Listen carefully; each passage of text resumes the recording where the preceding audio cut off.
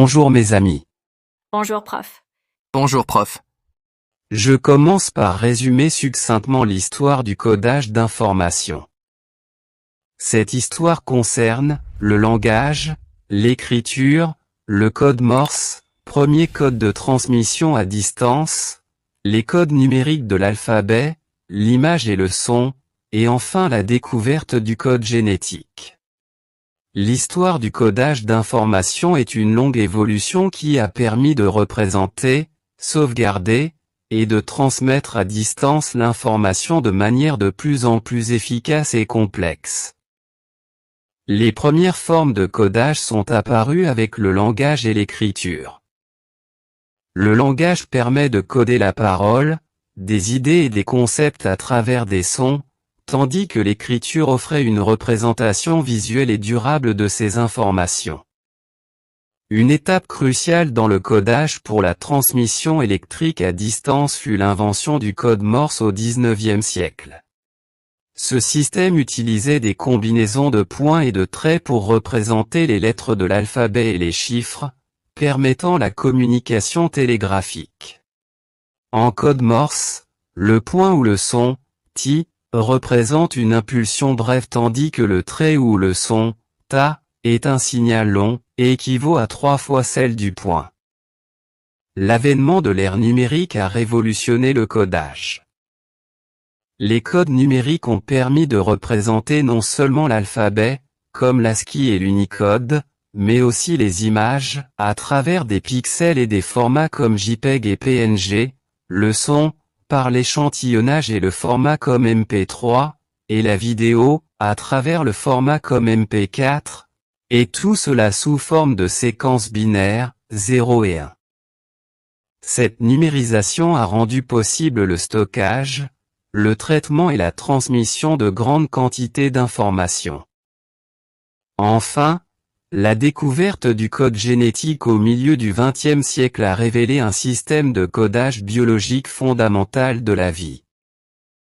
L'ADN utilise un alphabet de 4 nucléotides, représentés par les lettres A, T, C, G, dont les séquences codent l'information nécessaire à la construction et au fonctionnement des organismes vivants. Ainsi, l'histoire du codage d'informations témoigne d'une progression constante vers des méthodes de représentation et de transmission de l'information de plus en plus sophistiquées, allant des formes linguistiques primitives au code numérique complexe, et jusqu'au codage de la vie elle-même par l'ADN. Voici l'explication d'un code numérique en utilisant une méthode simpliste de codage avec 5 bits. Un bit est le symbole binaire 0 ou 1. On peut coder les lettres A, B, C, E, G, H, I, L, M, N, O, P, R, S, T, U, par exemple ainsi. A avec 1, 0, 0, 0, 0. B avec 1, 0, 0, 0, 1. Jusqu'à T avec 1, 1, 1, 1, 0. Et U avec 1, 1, 1, 1, 1. Si on code les noms de ces catégories d'êtres vivants. Cellules, plantes, animal, oiseaux, humains, singes, bonobos, cancer, on obtient leurs expressions avec ce code simpliste en remplaçant les lettres dans les mots par leur code. Ce qui donne pour cellule, pour plante, pour animal, pour oiseau, pour humain, pour singe, pour bonobo, et enfin pour cancer. Dans le cas du code génétique, qui utilise les symboles ATCG, l'expression d'un gène, c'est comme lire correctement l'information dans une phrase à l'aide de la ponctuation. C'est comme dans cette phrase brute, condamné, exécuté, pas innocent, elle peut exprimer de 2 façons. Soit condamné, exécuté pas, innocent, ou soit condamné, exécuté pas innocent. Selon la ponctuation, le sens change. Voici une illustration simpliste de l'expression génétique d'un gène par une représentation numérique simple. Le morceau d'un gène, A, C, G, G, A, G, par exemple, peut se traduire en binaire par le code simpliste précédent. Cela donne en binaire brut, ce qui correspond en pseudo-codon binaire, puis en codon A, ACG et GAG. Un autre exemple, soit une cellule souche triviale donnée en code binaire trivial, séparée en 2 groupes, il s'exprime en le mot OS, c'est-à-dire en une cellule spécialisée de l'os.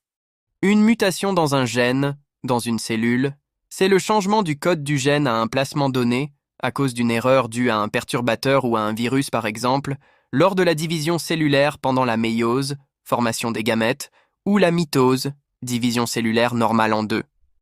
Certains gènes ne sont exprimés que dans certaines cellules, à certaines périodes de la vie de l'organisme ou sous certaines conditions. La régulation de l'expression génétique est donc le mécanisme fondamental permettant la différenciation cellulaire, cellules souches, cellules spécialisées, la morphogenèse et l'adaptabilité d'un organisme vivant à son environnement et son mode de vie. Par ailleurs, l'épigénétique est une couche de régulation au-dessus de ce code, qui contrôle quand, où et comment ces instructions sont utilisées, permettant une grande diversité de fonctions cellulaires et de réponses à l'environnement sans altérer l'information génétique de base. Imaginez que le livre d'instructions, l'ADN, reste le même, mais que des notes, des surlignages ou des marques sont ajoutées, indiquant quelles parties doivent être lues, à quelle vitesse et quand. Elles peuvent être influencées par l'environnement. En effet, des facteurs comme l'alimentation, le stress, l'exposition à des toxines ou des radiations peuvent modifier l'expression des gènes. Cependant, l'épigénétique ne change pas la séquence des bases ATGC ou AUGC. Le code génétique lui-même reste intact. Elle influence la façon dont ce code est lu et interprété. Elle détermine si un gène particulier est activé, transcrit en ARN et traduit en protéines, ou désactivé, silencé. En résumé, le codage de l'information est le processus de transformation d'une information, texte, image, son, etc., en une représentation symbolique, en binaire pour les systèmes électroniques et informatiques, afin de la stocker, de la traiter ou de la transmettre à distance efficacement et la reconstituer fidèlement. Quant au code génétique, il code l'information de la vie dans tous les êtres vivants.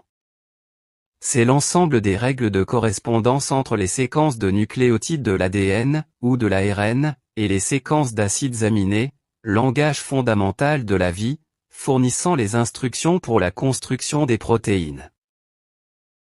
L'expression des gènes désigne l'ensemble des processus biochimiques par lesquels l'information héréditaire stockée dans un gène est lue pour aboutir à la fabrication de molécules d'un être vivant et son fonctionnement cellulaire.